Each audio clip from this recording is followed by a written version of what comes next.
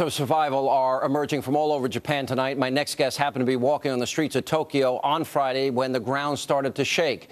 And here to share his story is Chris Long, a student at Emory University, and he just returned to the United States this weekend. And Chris, welcome home. Great, thank you. Tell us what happened. You were there as this all happened. What was going on? Yeah, I was with 3 of my classmates, and we had just finished up lunch, and we're walking around the streets of Tokyo when all of a sudden we heard a woman screaming from a building, and within seconds later the whole ground just started shaking.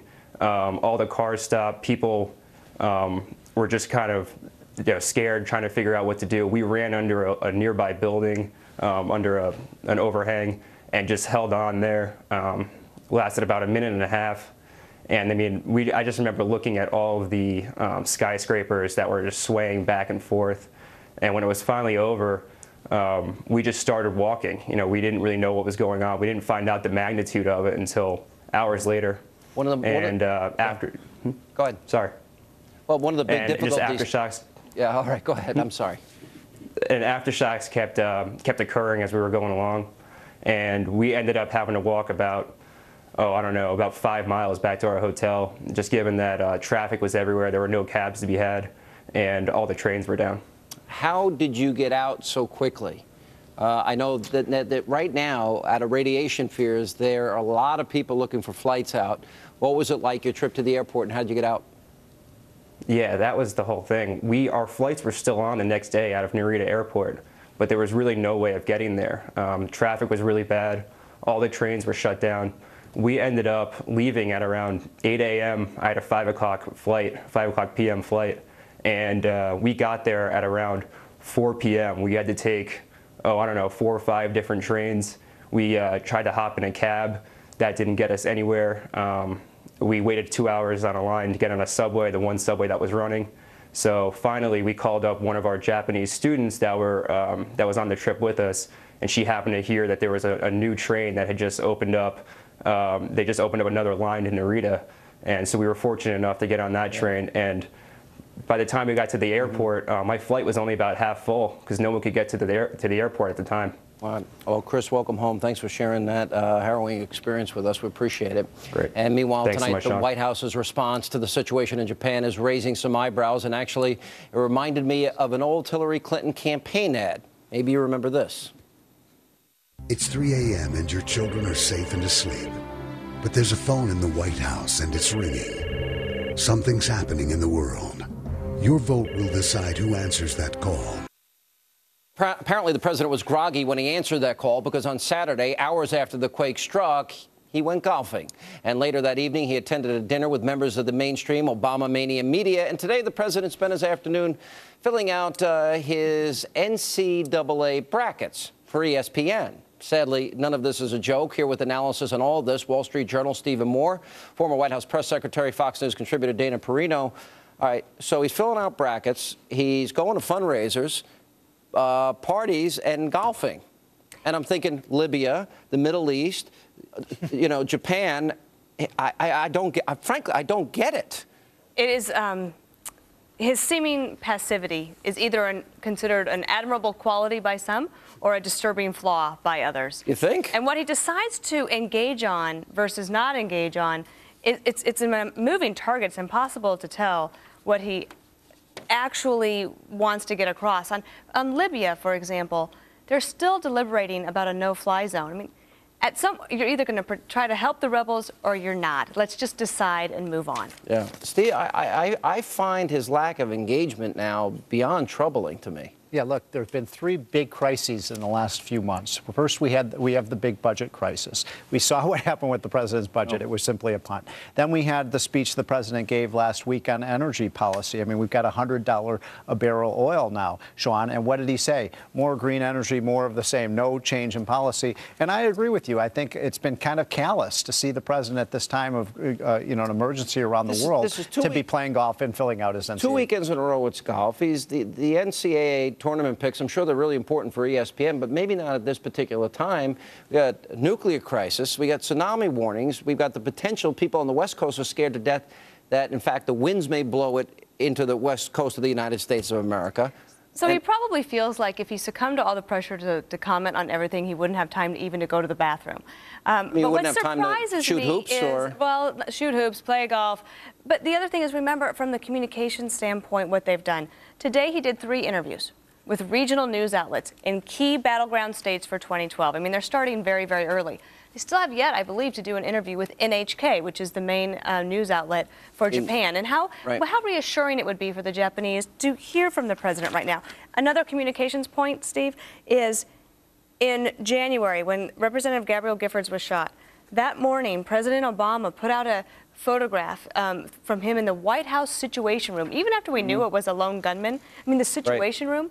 And then Saturday, their only communications was a radio address on the Paycheck Fairness Act, which had obviously been taped days before, and they didn't ask him to change it, and his video of him playing golf. But you know what concerns me about this?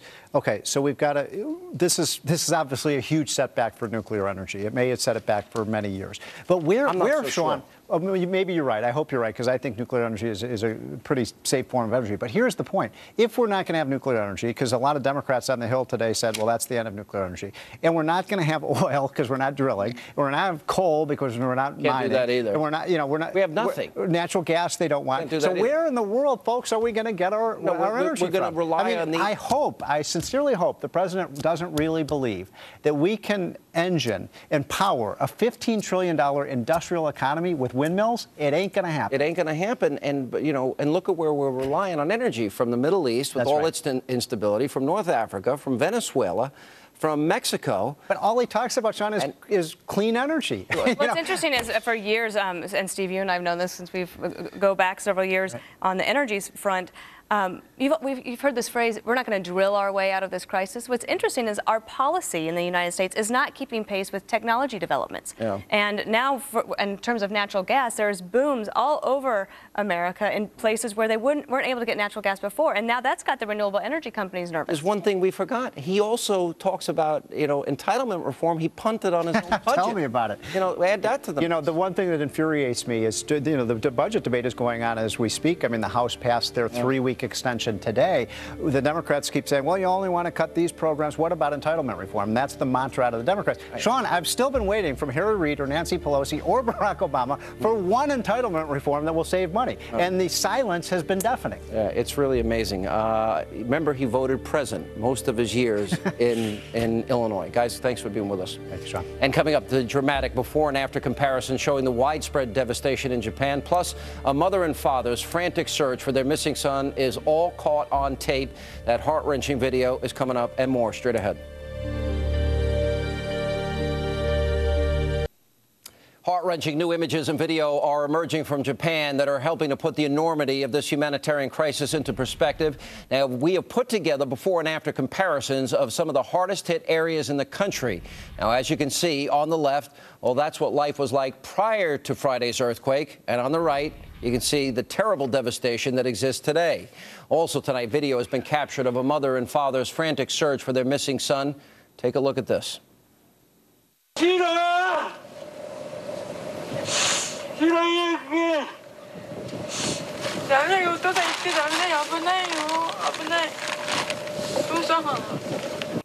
Just heartbreaking. Sadly, searches like that are becoming all too common in Japan. And joining me now with the latest from the hard-hit Sendai region is Chad Hammond, who is helping to bring aid to victims of this tragedy. And thank you for being with us. Thank you, Sean, for having me. All right. First of all, let's talk a little bit. This area has been hit so devastatingly hard, and we look at images like this that we just saw of families literally out there searching desperately with all of that debris and all of that devastation. How common is this? Well, it's not common. This is probably the greatest humanitarian disaster that has struck Japan since 1945. No, I didn't mean that. I mean, are all the people that have lost loved ones, are they all out there looking through that debris like this? Not all of them. There's some that are in shelters. Right now, they're having a hard time. The government's having a difficult time to get support aid up there to help the people. And so the aid is on its way. But most of the people now are in shelters, and these shelters are increasing with people every day. But the challenge there is to get the food, water and supplies to the shelters, and that's what we're trying to do. Yeah, you know, in most situations like this, usually you have dogs and experienced people that have been trained in helping to find people under the rubble. And as I look at these images, I don't see many people there in the search effort. Why is that? Well, I think there's a lot of people that are on the way that are coming, but it's a very difficult place to get to. Number one, there's great shortages of fuel. They're having a hard time with people getting up here because there's a lack of fuel. I'm part of a disaster response team that's led by Samaritan's Purse. I'm with the Billy Graham Evangelistic Association. We've got a team of specialists that include a water engineer, medical doctor, and people that have been in public health services that are trying to bring some information, some guidance to the people that are looking for answers. We met with some leaders last night that basically told us we don't know what to do. Yeah. And so we're trying to provide emotional, spiritual, and physical care to these people. All right, Chad, thank you for being with us, and I'm very aware of Franklin Graham's Samaritan Purse. We appreciate it, and all the best in your efforts. And here with more on the recovery efforts and the ongoing nuclear emergency in Japan, our nuclear radiation expert, Glenn Sojin, and former FEMA director, Joe Alba. Guys, thanks for being with us. Chad, let me start with you. As part of the reason that the search and recovery of people that are missing is that the radiation issue and the fears that the radiation levels are so high that it's not safe for people to go there.